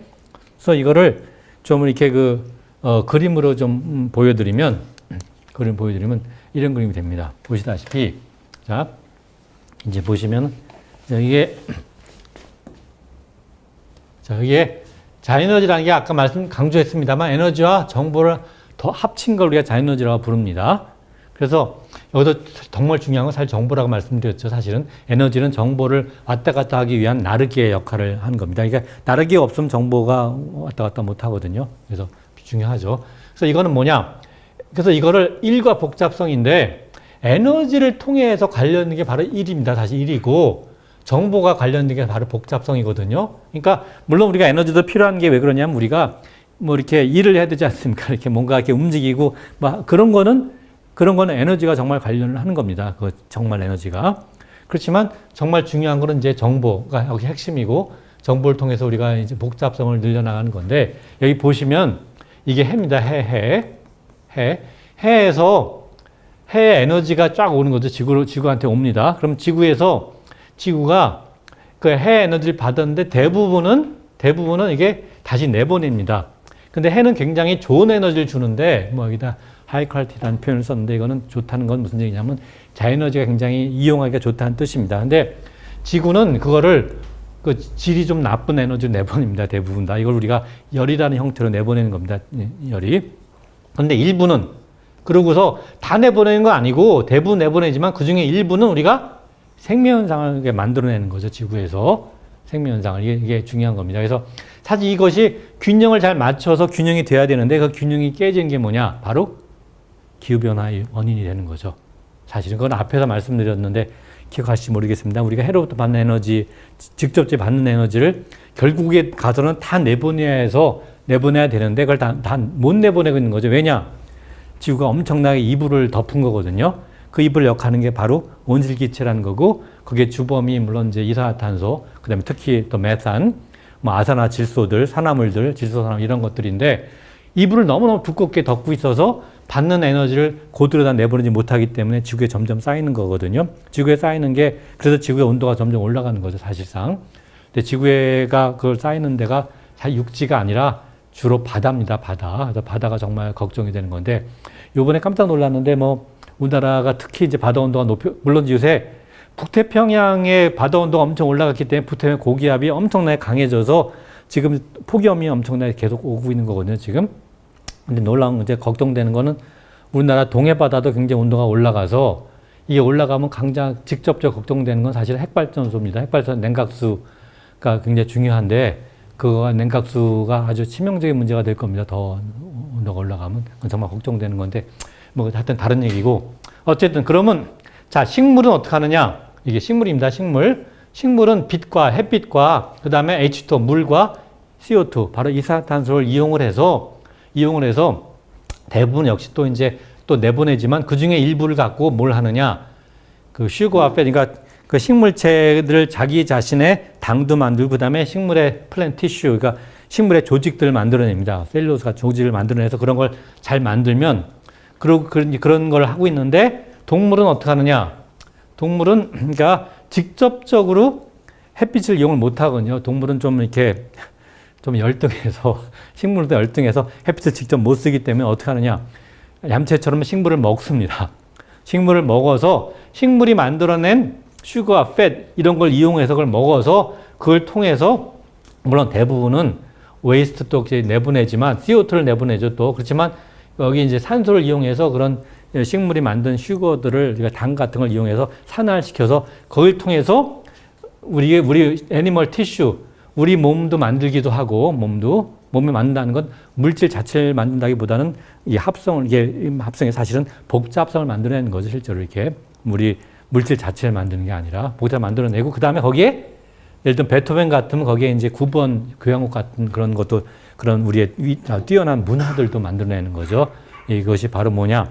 우리의 그 획득 정보를 통해서 우리 머리에 담겨진 골에 담긴 그런 정보들이지 이건 생물학적인 상속 정보가 아닌 겁니다, 당연히. 그래서 이것이 우리의 상속 정보 못지않게 사실 상속 정보가 물론 있어야지 우리가 살 수가 있는 거지만 획득 정보가 없이 상속 정보만 생각해내면 뭐 정말 이렇게 아메바하고 다를 게 하나도 없는 거죠, 사실은.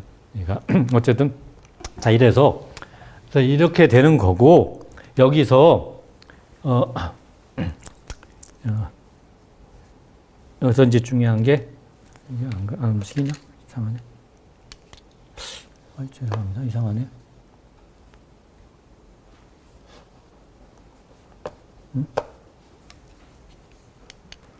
됐죠.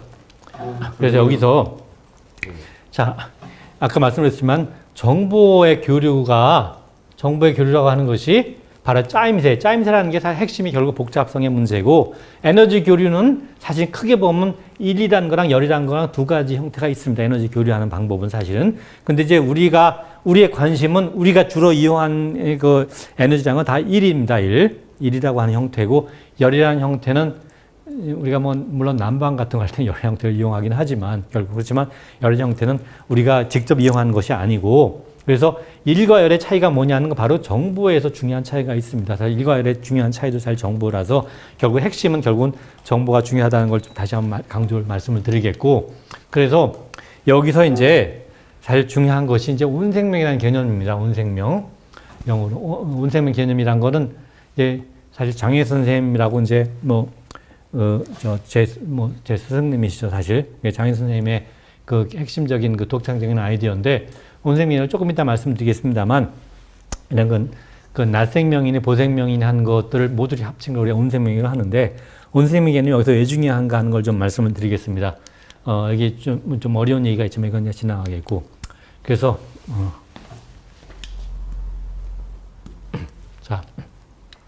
자, 온생명이라는 개념을 잠깐 설명을 중요하니까 말씀드리겠는데, 자, 우리가 생명이란 무엇인가 지난 시간부터 계속 말씀을 드렸는데 이제 뭔지 아시겠습니까? 생명이란 무엇인가? 예, 정답은 모른다가 정답입니다, 사실. 안다고 말씀드린 건 모르시는 거예요. 정말 모르시는 거고, 모르겠다고 말씀하시면 뭔가 아시는 겁니다, 사실 이건 정말로. 그러니까 왜 그러냐? 그러면 생명의 진정한 단위가 뭐냐 하는 거 굉장히 흥미로운 문제죠. 왜 그러냐면, 자, 생명의 단위가 뭘까? 생명은 무엇인가를 조금 말을 바꿔서 생명의 단위가 무엇인가를 잠깐 말씀드리면 지난 시간에 이거 혹시 기억하시나요?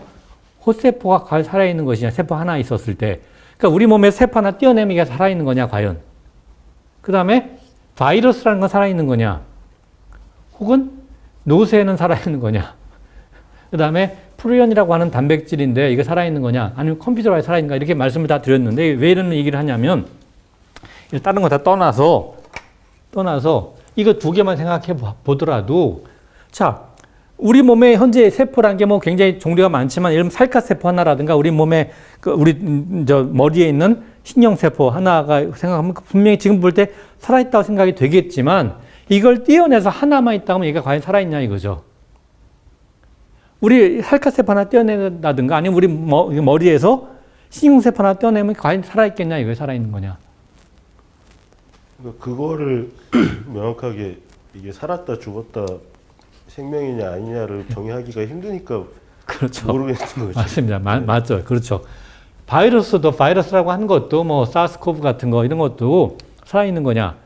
얘가 얼마나 황당하냐면 우리 몸 안에 들어오게 되면 정말 살아있는 것처럼 다 모든 걸 합니다. 우리가 살아있다고 생각할 수 있는 그런 기능을 다 하고 있거든요. 그런 속성을 다 갖고 특성을 갖고 있으니까. 그렇지만 얘를 하나 떼내서 그냥 혼자만 놔두면 얘는 살아있다고 볼 수가 없는 게 그냥 분자들일 뿐이거든요. 그 안에 뭐 이제 DNA, 사실 이 경우에는 이제 RNA지만 하여튼 DNA든가 RNA가 그런 분자들이 있고 그 껍질로 어떤 껍질로 그러니까 말하자면 지질하고 단백질이라고 하는 건 분자들의 껍질로 있을 뿐입니다. 껍질이라고 뭐라고 해야 되나 하여튼 그런 그 케이스가 있는 거죠. 케이스가 이렇게 그 상자가 있는 거죠. 상자 안에 DNA나 RNA가 담겨 있는 거고 이거는 완전히 그냥 분자들이지 우리가 뭐 단백질이나 뭐 지질 뭐 DNA 이런 거 하나 이 분자들이 있으면 이걸 살아있다고 도저히 말할 수 없으니까. 그러니까 바이러스들도 사실은 자기가 하나 따로 있으면 살아있다고 볼 수가 없거든요. 아무리 봐도. 그렇지만 우리 몸 안에 들어오면 이거는 뭐 완전히 살아있는 것처럼 생명체처럼 거동을 합니다. 완벽하게. 그러니까 이건 뭘 말할까요? 이건 결국 이거는. 우리 세포도 아까 말씀드린 세포도 하나만 우리 몸 안에 그 구성 세포를 있을 때는 분명히 살아있는 것 같은데 하나 떼어내면 이거 아무리 살아있다고 볼 수가 없거든요. 뭐 바로 사실 뭐 이른바 죽죠. 그냥 하나 떼어내면 사실은. 근데 사실은 우리가 그러니까 우리가 그런 세포 하나하나를 생명의 단위라고 보기는 어렵다는 얘기를 생각할 수 있잖아요. 바이러스도 생명의 단위라고 보기 어렵듯이 어떻게 보면. 그러면 우리라고 하는 개체는 이건 생명의 단위라고 우리가 개체를 말해야 되는 거 아니냐 생각할지 모르겠습니다만 사실 우리 개체도 우리 여기서는 분명히 살아있다고 생각하겠지만 우리가 저 우주 공간에 나가면 살아있나요? 살아있을 수 없죠, 당연히. 뭐 물속에 들어가도 살아있을 수 없죠. 물속에 들어가면 그냥 뭐 바로 이른바 죽게 되지 않습니까? 사실은 예를 들어서. 그러니까 무슨 얘기냐면 이 생명이라고 하는 거는 이 어떤 우리가 생명체라고 말하는 그 대상 하나만 보고서는 이게 살아있느냐 아니냐 말할 수기가 어렵다는 거죠. 중요한 건 뭐냐면 그 어떤 환경에 있냐에 따라서 완전히 다르게 거동한다는 얘기거든요, 실제로. 그러니까 왜냐하면 복잡게 하는 것 자체가 다 그렇듯이 환경과 교류가 굉장히 중요하다고 했지만 그게 핵심이기 때문에 생명체도 당연히 환경과 교류를 통해서 살아있음이라는 게 유지될 수 있는 거죠. 아까 말씀드렸듯이 life 이름씨가 아니라 living 동작시라 그랬고 이건 하나의 생성, 하나의 과정이기 때문에 이거는 필연적으로 이 환경을 떠나서 말할 수가 없다는 얘기거든요. 독자적으로 정의할 수가 그게 정의할 수 없는 이유죠. 다시 말해서. 그래서 결론은 뭐냐면 생명이란 무엇인가, 생명이란 무엇인가, 생명의 단위가 무엇이냐 하는 거는 결국은 환경과 우리가 끊어서 독자적으로 생각할 수 없다는 걸 말합니다. 사실 이게 기본적으로 온 생명의 핵심 그 출발이라고 할 수가 있는 거죠. 이건 정말 중요하다고 저는 생각합니다. 그러니까 다시 한번 강조하면 생명은 우리 눈에 보이는 이렇게 어떤 존재론적인 개체를 말하는 게 아니라 어떤 살아있다는 거, 어떤 과정을 나타내는 개념이라는 얘기죠. 그래서 좀 아까 제가 말씀드렸습니다만 이름씨라기보다는 움직이라 보는 게 더 적절한 거고 그래서 개체와 환경을 그리고 그래서 이걸 우리가 온 생명이라 보는 거는 개체와 환경을 같이 고려한 어떤 이거 철저하게 과학적 개념을 지금 말하는 겁니다. 온 생명에서 무슨 뭐 어떤 신비론적인 무슨 뭐 그런 게 절대 아닌 겁니다. 이건 철저하게 과학적인 개념이라는 걸 강조하겠고 혹시 가이아라는 거 많이 들어보셨죠? 대지 여신이라고 부르는 뭐 우리가 이거는 그러니까 가이아라는 개념이 이제 20세기 들어와서 러블록이라는 분이 이제 그걸 다시 주창을 해요. 원래 그리스 신화의 개념이지만 이 지구라는 게 말하자면 전체가 하나의 생명체다. 뭐 이렇게 주장하는 개념인데 그런 개념하고는 좀 차이가 있습니다. 가이아하고 비슷한 거 아니냐 생각하기 쉽지만 상당히 좀 사실 굉장히 차이가 있습니다. 그래서 이 온생명이라는 개념은 뭐냐면 여기 썼듯이 여기 썼습니다. 정의가 뭐냐?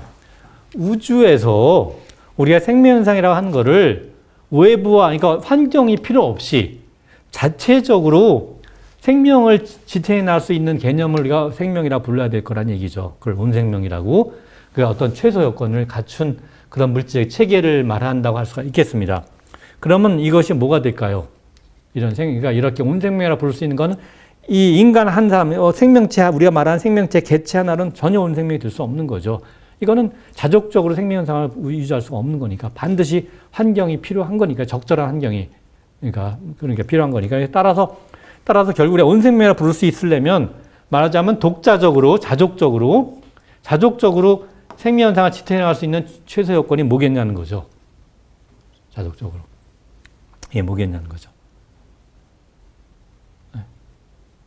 이거는 아마도 이게 장희 선생님의 이제 생각이 개념이신데 이건 뭐냐? 붙박이별이 반드시 있어야 되는 거죠. 아까 말씀드렸죠. 해가 없으면은 식물이 존재할 수 없는, 식물이 존재할 수 없으면 동물도 존재할 수 없는 거죠. 당연히 정보 교류가 불가능하거든요. 에너지 정보 교류가, 자에너지 교류가 불가능하면 생명이 아예 존재할 수가 없습니다. 명백하게. 그러니까 붙박이별이 반드시 필요한 거고, 그 다음에 붙박이별만 있으면 해에 생명이 존재할 수 없는 건 명백하지 않습니까? 지구가 있어야 되는 거죠, 당연히. 그러니까 떠돌이별이 같이 있어야 되는 거죠. 붙박이별 떠돌이 하면 낯서시나? 이거는 한자어로는 항성이라는 거, 항성. 떠돌이별은 한자어로 하면 행성이라고 하는 거죠, 행성. 그러니까 항성과 행성, 붙박이별 떠돌이. 그러니까 다시 말씀드리면 해와 지구를 말하는 겁니다. 해와 지구. 해와 지구.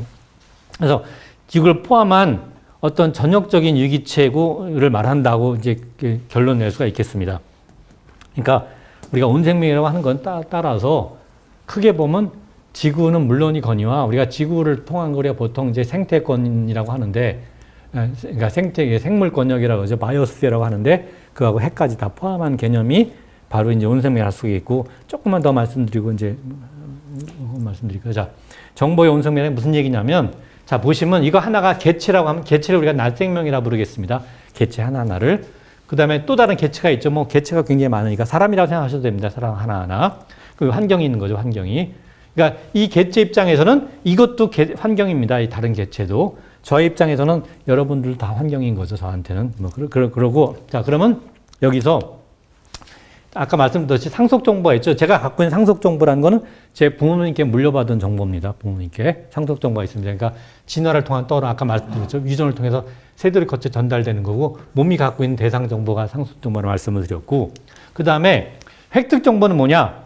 이 개체가 다른 개체를 포함한 전체 환경과 계속 상호작용하면서 얻어낸, 그러니까 학습에 의해서 개발된 그러한 고래에 있는 인식 정보가 바로 획득 정보를 말씀드렸으니까, 어떤 하나의 개체, 하나의 낫생명이 갖고 있는 정보는 이 두 가지로 구분할 수 있는 거죠. 상속 정보, 획득 정보로. 물론 이제 아까 말씀을 드렸듯이 이것이 재상 정보로 갈 수 있냐는 게 이제 흥미로운 문제입니다. 그러니까 근데 재미있는 거 하나는, 중요한 거 하나는 이 개체가 갖고 있는 상속 정보랑 획득 정보에 어떤 정보 양이 더 많을까요? 네, 압도적으로 이게 많습니다. 보통 사람들은 다, 누구나 다. 압도적으로 많습니다. 그러니까 정확히 말하면 획득 정보 양은 사람마다 다르죠. 당연히 다릅니다. 상속 정보 양은 다 똑같습니다. 누구나 다. 이 사람이면 다 똑같은데 획득만 굉장히 다르겠지만 중요한 건 이겁니다. 획득 정보의 들이가 상속 정보량보다는 압도적으로 더 많습니다. 획득 정보 들이라고 하는 건 획득 정보의 용량. 실제로 획득 정보가 얼마나 많냐 하는 건 사람마다 다르겠습니다만, 우리가 가질 수 있는 획득 정보의 최대 양은 우리가 받은 상속 정보 양하고는 비교가 안 됩니다. 그러니까 비교가 안 됩니다. 완전히 엄청나게 차이가 납니다. 어마어마한 차이가 나니까. 따라서 우리한테 정말 중요한, 우리가 갖고 있는 정보의 정말 가장 대부분 정보량은 상속 정보보다는 획득 정보가 훨씬 더 많다는 거는 좀 우리가 중요하다고 생각이 됩니다. 자, 그러면 이제 여기서 다른 낫생명이 있고, 그래서 다른 모든 낫생명과 환경을 다 합친 걸 우리가 보통 보생명이라고 부릅니다. 보라는 건 보충한다는 뜻이고, 그래서 온생명이란 건 뭐냐? 이걸 다 합친 거, 전체를 다 합친 게 온생명이 되는 거죠. 그래서 온생명이라는 거는 낫생명 하나하고 그러니까 어떤 하나의 개체가 볼 때 그 낫생명과 나머지 모든 보생명들 합친 거를 이거 전체를 합쳐서 우리가 온생명이라고 부르겠습니다.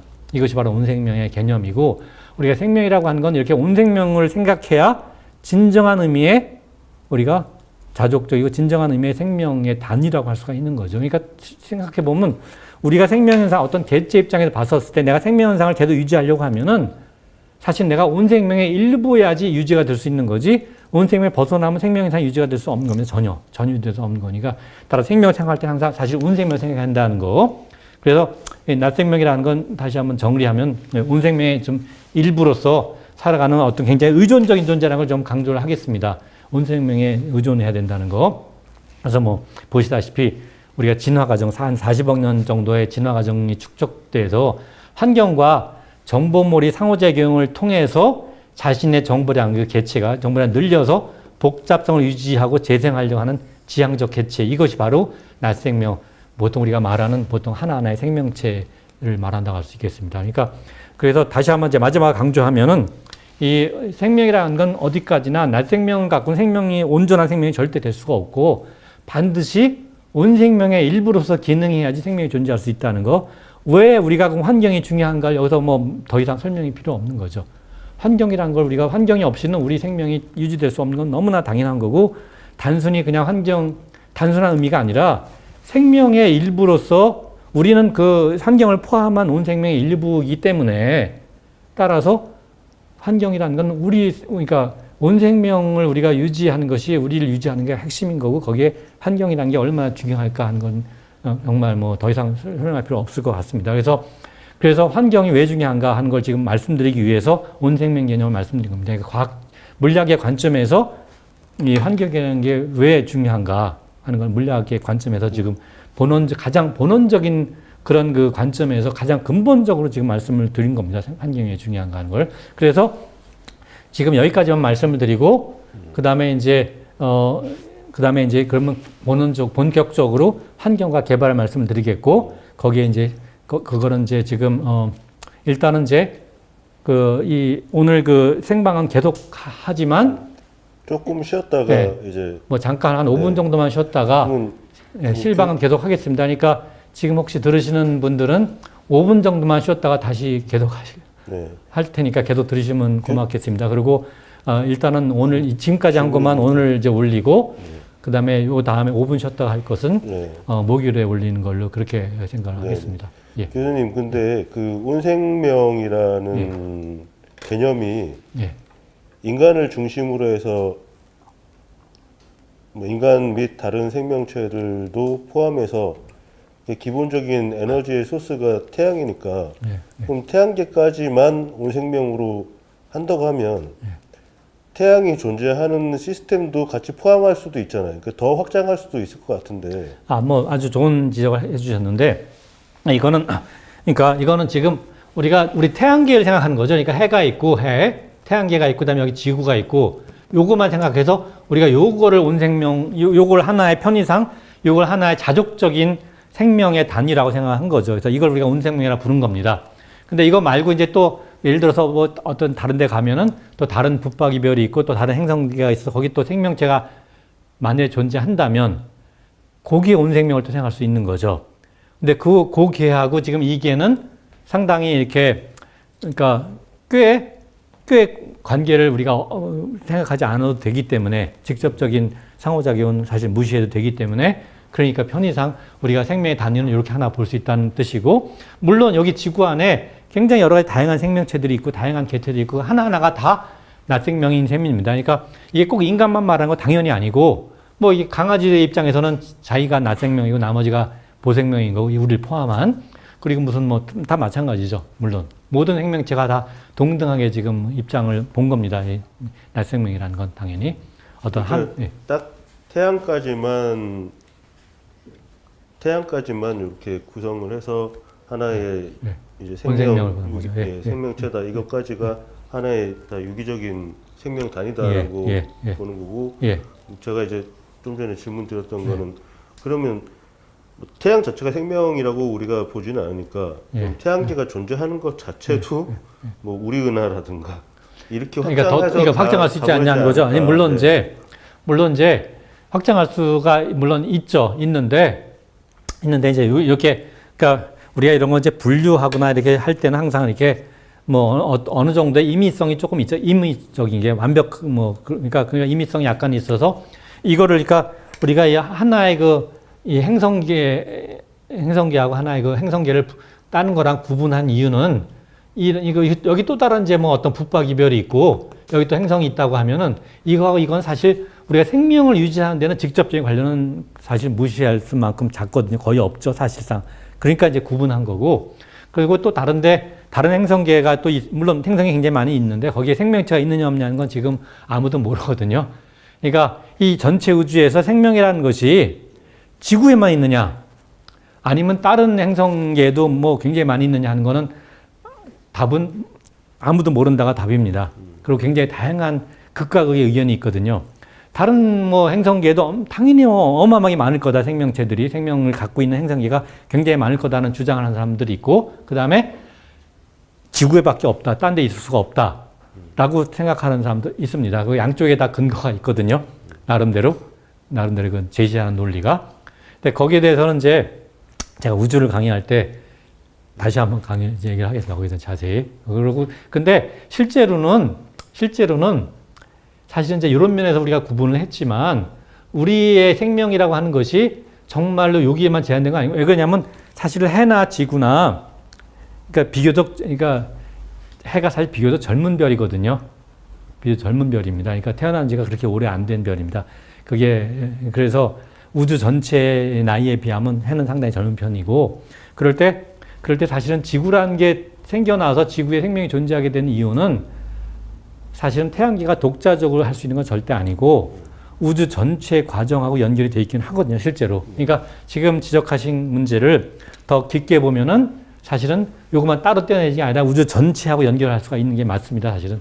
맞긴 하지만, 그러나 그 기원은 잠깐 좀 무시하고 생각하지 말고 현재만 볼 때는 어느 정도 분리하는 것이 뭐 충분히 가능합니다.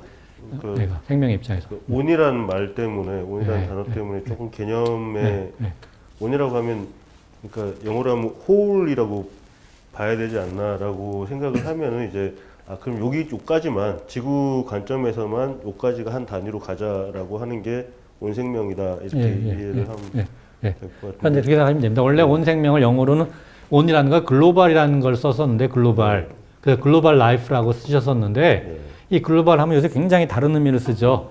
글로벌리제이션 무슨 뭐 현재 그 이른바 뭐 세계화 뭐 하여튼 그런 그런 말로 써서 이건 이제 너무 혼동되니까 이걸 없애버리고 이렇게 쓰는 게 좋겠다 하고 제가 제안을 해서 제가 제안을 했습니다. 다시 이거는 이렇게 쓰는 게 좋겠다. 온이라는 말이 굉장히 좀 우리가 온전하다는 뜻도 상당히 갖고 있고, 그러니까 온전한 생명의 정의 이런 의미, 온전한 생명의 단위 이런 의미에서 꼭 이렇게 어떤 꼭 전체보다는 온전함 뭐 그런까지 같이 포함한 의미에서 이렇게 쓰자고 제가 제안을 했습니다. 사실. 하나만 더 궁금한 게 상속 정보보다 획득 정보가 월등하게 많다고 하셨잖아요. 그러니까 정확히 말하면 획득 정보의 들이가 획득 정보의 캐패시티 용량이에요. 물론 이제 그러니까 뭐 가정컨대 어떤 사람이 태어나서 공부를 한 걸 하나도 안 했다. 그러니까 물론 거기서 말하는 공부라는 건 뭐 이렇게 환경과 보지도 않고 많이 그랬다. 그러면 획득 정보는 적을 수 있겠죠. 아마도 어쩌면. 그렇지만 이제 기본적으로 담을 수 있는 담을 수 있는 하드디스크가 크다. 그렇죠. 그게 엄청나게 큽니다. 훨씬. 근데 그거를 어떻게 저는 알았냐? 비교를 할 수가 있는지 중요한 질문인데 상속 정보도 이전 세대, 그러니까 부모 세대로부터 물려받은 정보가 우리가 뭐 단순히 보이는 어떤 표면적인 거 말고도 굉장히 많은 정보가 행체적인 정보가 있잖아요. 근데 어떻게 비교가 가능한지를 거기서 말하는 상속적으로 말하는 건 순전히 DNA가 갖고 있는 정보를 말한 겁니다. 사실 여기 DNA에 포함된 정보. 이것만 말하는 거고, 그러니까 DNA가 갖고 있는 갖고 있는 정보는 뭐 계산할 수가 있거든요. 사실 이거는 왜냐하면 DNA라는 게 결국은 염기 4가지의 배열로 이루어진 거고, 그러니까 4가지 가능성이 뭐 금방 나오고 우리가 갖고 있는 DNA 제놈을 다 아니까 얼마나 많은지 다 아니까 그건 뭐 쉽게 계산할 수 있거든요, 사실은. 이해했습니다. 그래서 계산할 수 있고 획득 정보의 들이를 어떻게 계산하냐, 용량. 이거는 획득 우리 머리에 저장돼 있는 거니까 우리 골이 저장할 수 있는 정보량을 우리가 추산할 수가 있습니다. 왜냐하면 우리 골이라는 게 이런 신경세포가 몇 개가 있는 게 대강 알고 800억 개에서 1000억 개 사이고, 그 다음에 신경세포 하나와 다른 신경세포 사이 연결이 얼마나 많으냐 하는 건 대략 하나가 평균적으로 수천 개에서 최대 10,000개까지 연결이 되어 있거든요. 근데 거의 접합 부위에 저장이 되어 있습니다. 이게 획득 정보는. 그러니까 거기서 저장할 수 있는 그런 거를 우리가 대강 추산할 수 있습니다. 물론 그건 정확할 수는 없고 대략 여러 가지 가정을 통해서 추산이 가능한 거 해서 그걸 할 수가 있어서 비교를 한 건데, 그게 궁금하시면은 제가 이건 사실 생명현상 얘기할 때 혹은 정보 얘기할 때 그때 강의하게 되면 그때 상세하게 말씀을 드리겠습니다. 어떻게 추산하는지는.